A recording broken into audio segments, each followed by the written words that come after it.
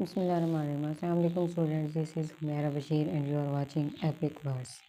आज जो हम टॉपिक डिस्कस करेंगे ट्रोपोस्फेयर। ट्रोपोस्फेयर क्या होता है? ट्रोपोस्फेयर, मेसोस्फेयर, स्ट्रेटोस्फेयर और थर्मोस्फेयर, ये चार हमारे पास 4 लेयर्स होती हैं हमारे एटमॉस्फेयर की। और इनको हमने थोड़ा सा लास्ट वीडियो में भी ब्रीफ किया था कि किस लेयर का कितना टेम्परेचर है और कौन सी लेयर कितनी गर्म है, कितनी कोल्ड है, इसको डिस्कस किया था। आज फिर इसको मज़ीद डिटेल से डिस्कस करेंगे। ट्रोपोस्फेयर क्या होता है? बेसिकली ट्रोपोस्फेयर एक लेयर है। Major constituents of troposphere are nitrogen and oxygen gases. Troposphere का जो सबसे बड़ा कॉन्स्टिट्यूएंट्स है वो है ऑक्सीजन गैस और नाइट्रोजन गैस। यानी ट्रोपोस्फेयर में नाइट्रोजन गैस और ऑक्सीजन गैस मेजर अमाउंट में पाई जाती है। These two gases comprise 99% by volume of earth atmosphere. इस लेयर में जो ये दोनों गैसेज हैं, कौन सी, नाइट्रोजन और ऑक्सीजन गैस, ये नियर अबाउट 99% ट्रोपोस्फेयर में मौजूद होती हैं। जबकि अगर कार्बन डाइऑक्साइड की कंसंट्रेशन देखी जाए, all the concentration of carbon dioxide and water vapour is negligible. लेकिन जो 1% बाकी बच रहा है वो 1% कौन सी गैसेज हैं? कार्बन डाइऑक्साइड और वाटर के वेपर्स होते हैं, जो कि ऐसे समझ लें ना होने के इक्वल हैं। बट ना होने के इक्वल के साथ साथ फिर भी ये वाइटल रोल प्ले करते हैं, सिग्निफिकेंट रोल प्ले करते हैं in maintaining the temperature of atmosphere. यानी ट्रोपोस्फेयर की एटमॉस्फेयर को टेम्परेचर को मेंटेन करने के लिए फिर भी कार्बन डाइऑक्साइड और वाटर जो है मेन रोल प्ले कर रहा होता है। थोड़ा सा मैं आपको बुक से रीड आउट करा देती हूँ जी। Temperature of both of these gases allow visible light to pass through but absorb infrared radiation emitted by earth surface. यानी वो ये कहता है ये जो दोनों गैसेज हैं ये विजिबल लाइट को अलाउ करती हैं, विजिबल लाइट को इजाज़त देती हैं, गुजरने देती हैं और एब्जॉर्ब कर लेती हैं इंफ्रारेड रेडिएशन को, जो कि फिर ये एमिट करती हैं, खारिज करती हैं हमारी ज़मीन पे, अर्थ सरफेस पे।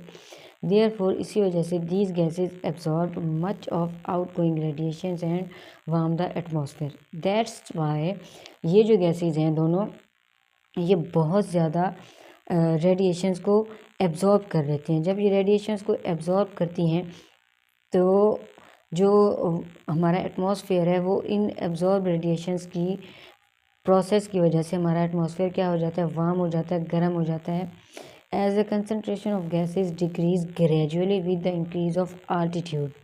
वो ये कहता है कि इन गैसेस की जो कंसंट्रेशन है वो ग्रेजुअली डिक्रीज़ करती है जैसे जैसे इस लेयर का आल्टीट्यूड इंक्रीज़ करता है।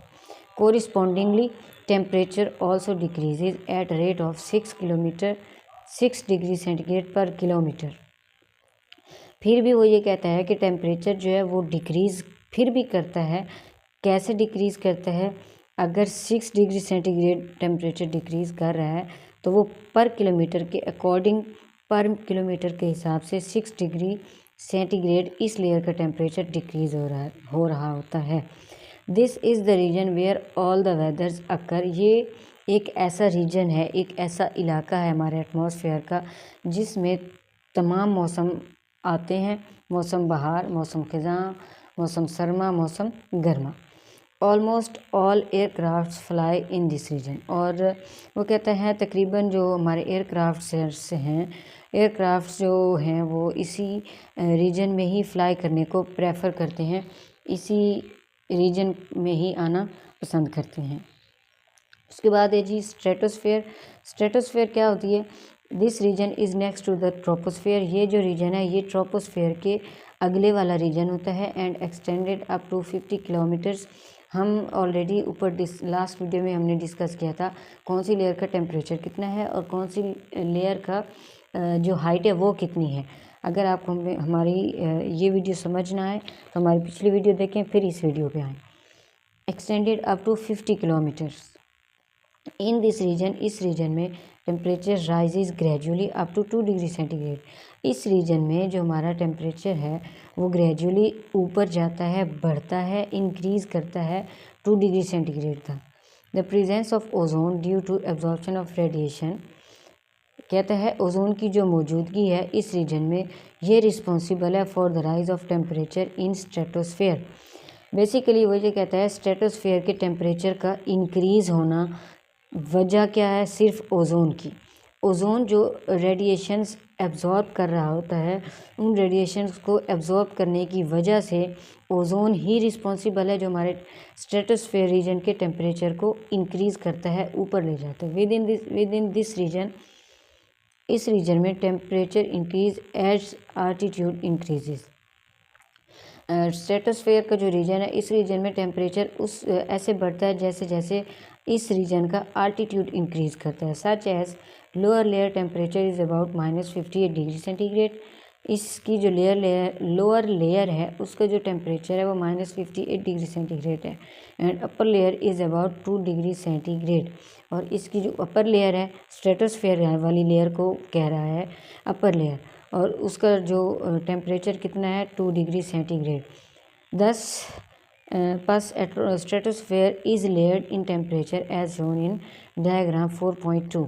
आगे एक डायग्राम दिखाई हुई है 4.2 में, उसमें उसने आल्टीट्यूड भी दिखाया हुआ है, मैं भी आपको दिखाती हूँ आगे जाके। Since ozone in the upper layer absorb high energy, इसकी वजह ये है कि इस ऊपर वाली लेयर में ओजोन जो है हाई एनर्जी को एब्जॉर्ब करता है, अल्ट्रावायलेट रेडिएशन को एब्जॉर्ब करता है। कहाँ से? सन से।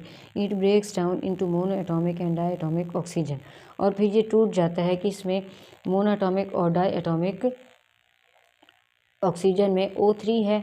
जब ये टूटेगा तो क्या बनेगा? O2 + O। मोनो, ये क्या हो गया? डाई एटॉमिक ऑक्सीजन, और ये कौन सा है? Mono atomic oxygen. ये है हमारे पास वो लेयर 4.2 वाली डायग्राम। ये देखें जी, ये upper stratosphere ozone decomposition region, middle, ये स्ट्रेटोस्फेयर की फिर 3 लेयर होती हैं। ये अपर लेयर है, ये मिडल लेयर है, ये लोअर लेयर है।